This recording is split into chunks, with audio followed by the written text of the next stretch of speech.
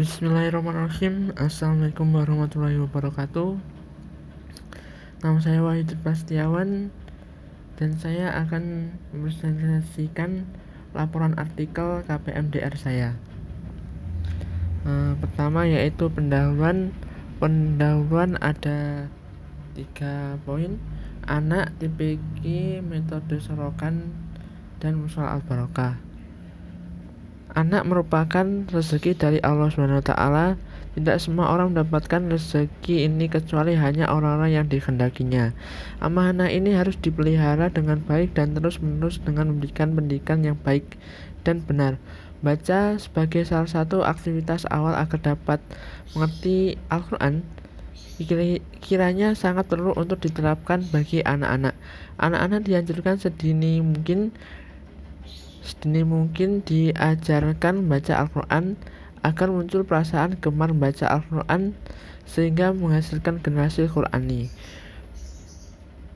Pendidikan dalam baca Al-Quran dapat diselenggarakan di mana saja, di rumah atau di masjid. Biasanya masjid akan menyediakan lembaga, salah satunya TPQ atau kepanjangan dari Taman Pendidikan Al-Quran, merupakan lembaga pendidikan non-formal yang menitik beratkan pada pengajaran dan penanaman nilai-nilai Qurani pada anak usia dini. Keberadaan pendidikan Al-Quran membawa misi yang sangat mendasar terkait dengan pentingnya memperkenalkan dan menanamkan nilai-nilai Quran sejak usia dini. Dalam TPQ, anak diharapkan tidak hanya cerdas secara intelek dan emosional, tetapi juga rohani yang mulai dibangun sejak dini. TPQ merupakan salah satu asupan keimanan manusia. Layaknya tubuh yang membutuhkan pangan sebagai penguat badan, begitu juga dengan keimanan seseorang yang butuh asupan. Dengan asupan pendidikan agama dan pendidikan umum yang dimulai dan ditanamkan sejak usia dini, maka kebutuhan akan pendidikan dapat terpenuhi. Salah satu metode dalam mengajarkan Al-Quran adalah metode sorokan.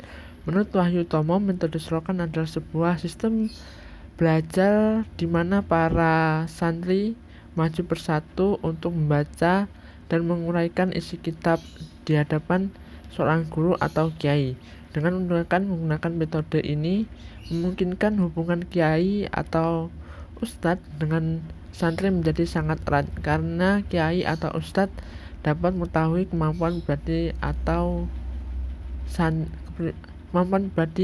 santri satu persatu. Akan tetapi sistem ini membutuhkan kesabaran, ketekunan, dan ketaatan dari santri.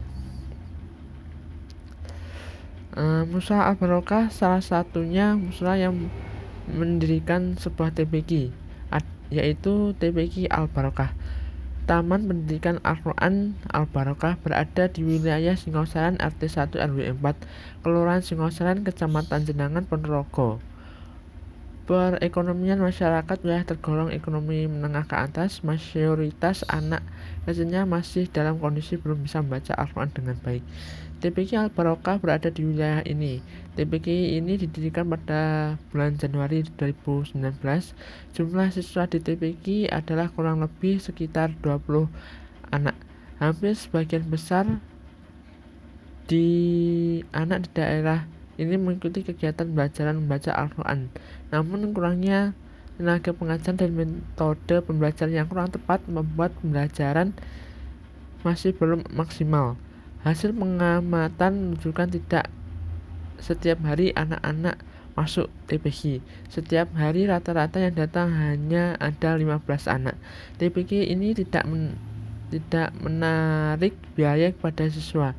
Dari sini kemampuan baca Al-Quran siswa masih jauh dari harapan.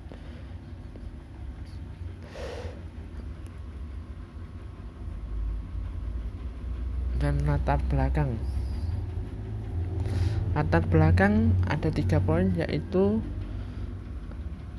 kehadiran santri, ketidakpuasan takmir, letak aset. Pada minggu pertama observasi, kami mengamati bahwa ada 9-12 santri yang hadir.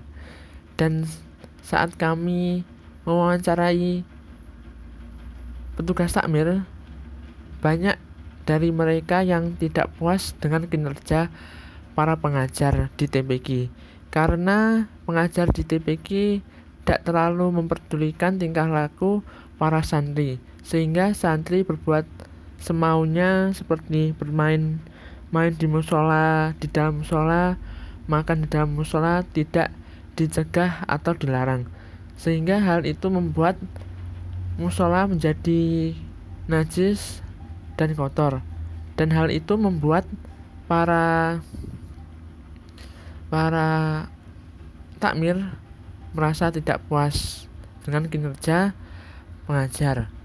Dan ketiga, letak aset yang tidak jauh dari rumah pendamping memudahkan untuk mengakses TPQ Musola Al-Barokah ini, melihat masih berada di tahun pandemi seperti ini. Dan berikutnya yaitu metode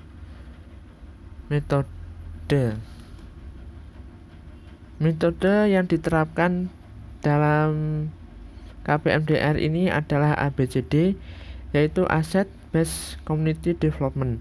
Pelatihan ini menggunakan pendekatan ABCD, Asset Based Community Development, yang mengutamakan pemanfaatan aset dan potensi yang ada di sekitar dan dimiliki oleh komunitas masyarakat. Komunitas masyarakat dalam hal ini yaitu sebuah musola yang sudah mempunyai lembaga pendidikan berupa TPQ Al-Barokah. TPQ merupakan aset yang berharga bagi pendidikan di Indonesia, khususnya pendidikan Islam. TPQ sebagai lembaga indigenous atau produk asli dari Indonesia merupakan pendidikan peninggalan dari nenek moyang sejak dahulu yang harus kita jaga. Pengelolaan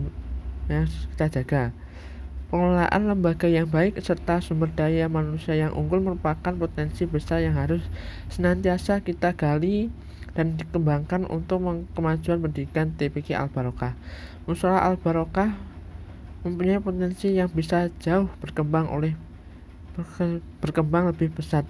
Potensi tersebut diantaranya: pertama, memiliki wilayah yang luas dan strategis; kedua, fokus pada pendidikan membaca Al-Quran; ketiga, sudah memiliki pendidikan formal berupa lembaga TPQ Al-Barokah, namun sebagai sebuah lembaga yang baru berdiri juga mempunyai kelemahan yang peneliti gali dari observasi awal. Di antaranya yaitu: pertama, tata kelola manajemen TPQ yang belum profesional; kedua, sumber daya manusia atau guru yang sedikit, hanya ada 2 guru pengajar; ketiga, pengajar. Berdasarkan observasi awal tersebut, peneliti akhirnya memutuskan untuk mengadakan penelitian manajemen madrasah DAL, pengelolaan kelas, untuk mengembangkan dan menggali potensi diri serta mengurangi beberapa aspek kelemahan yang menghambat. Dalam metode ABCD memiliki 5 langkah kunci untuk melakukan proses riset pendampingan, di mana bersama dengan panitia dan masyarakat. Pertama yaitu teknik pendampingan. Metode dan alat untuk memobilisasi aset pemberdayaan masyarakat melalui Asset Based Community Development ABCD antara lain: penemuan appreciative atau appreciative inquiry. Appreciative inquiry atau AI adalah cara yang positif untuk melakukan perubahan organisasi berdasarkan asumsi yang simpel, yaitu bahwa organisasi memiliki sesuatu yang dapat bekerja dengan baik, sesuatu yang menjadikan organisasi efektif dan berhasil, serta menghubungkan organisasi tersebut dengan komunitas dan stakeholder-nya dengan cara yang sehat. Dasar dari appreciative inquiry adalah sebuah gagasan sederhana, yaitu bahwa organisasi akan bergerak menuju apa mereka pertanyakan. Misalnya ketika sebuah kelompok mempelajari tentang masalah dan konflik yang dihadapi manusia, seringkali mereka menemukan bahwa jumlah dan intensitas masalah itu semakin meningkat.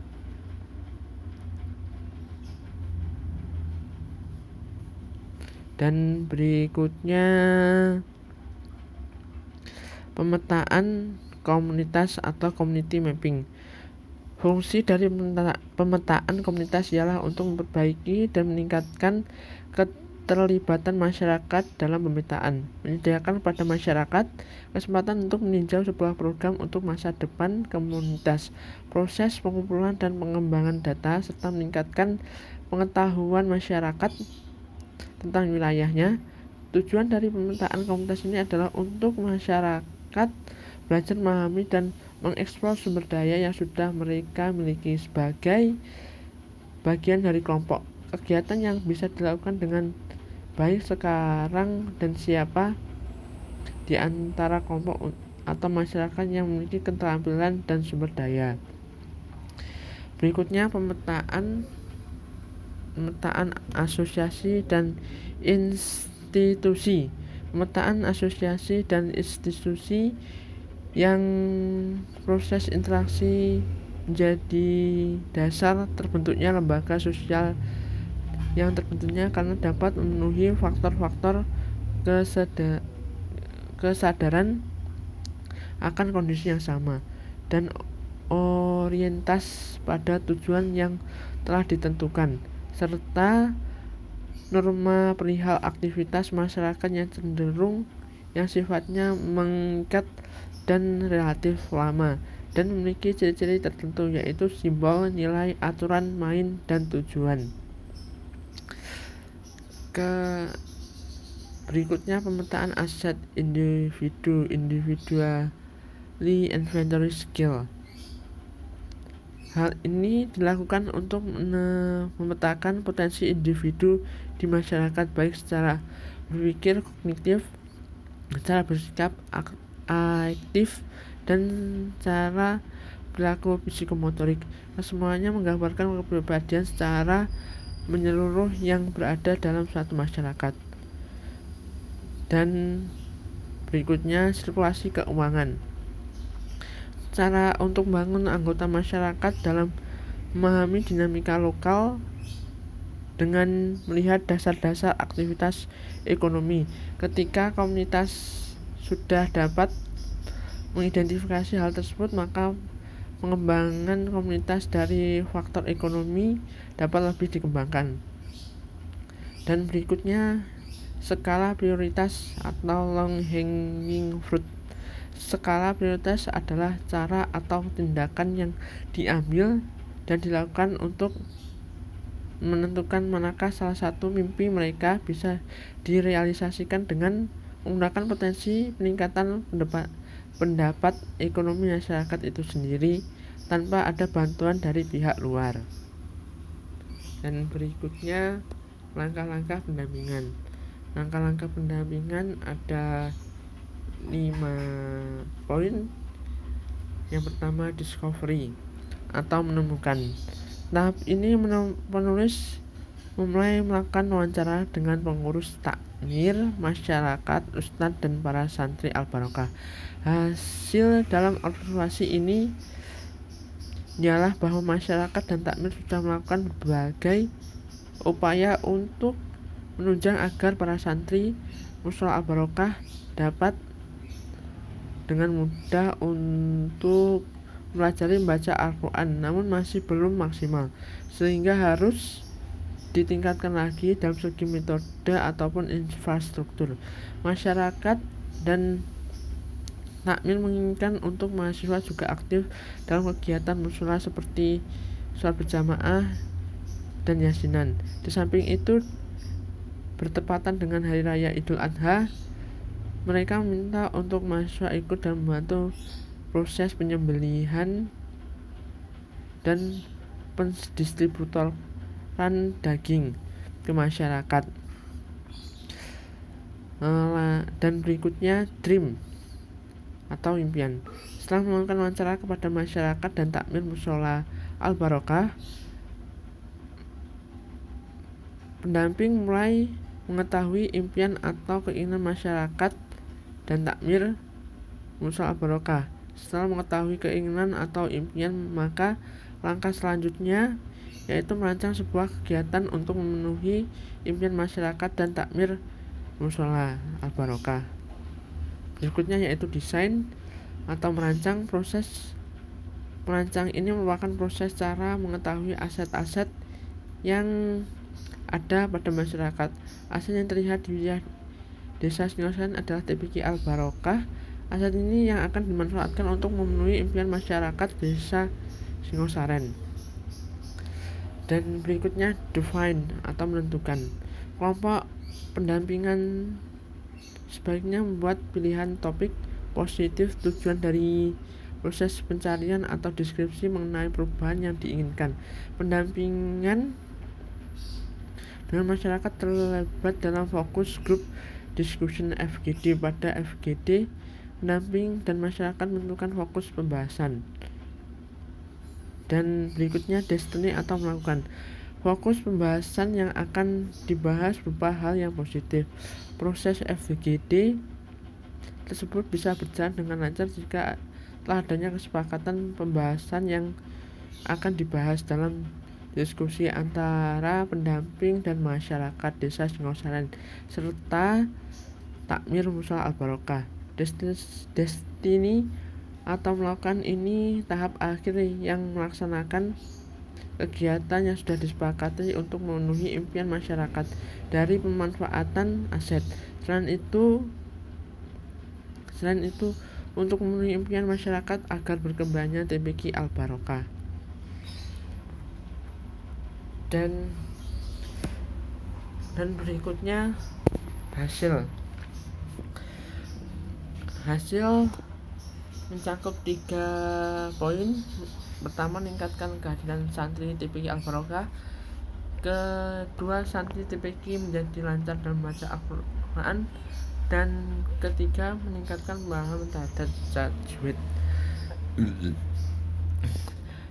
Observasi pada minggu pertama, kehadiran santri di TPQ kurang lebih sekitar 9-12 santri. Dan kami menyimak bacaan para santri sebagian besar masih belum lancar dan keliru. Dan saat kami memberikan pertanyaan terkait tajwid, sebagian besar para santri tidak mampu menjawabnya dengan benar. Setelah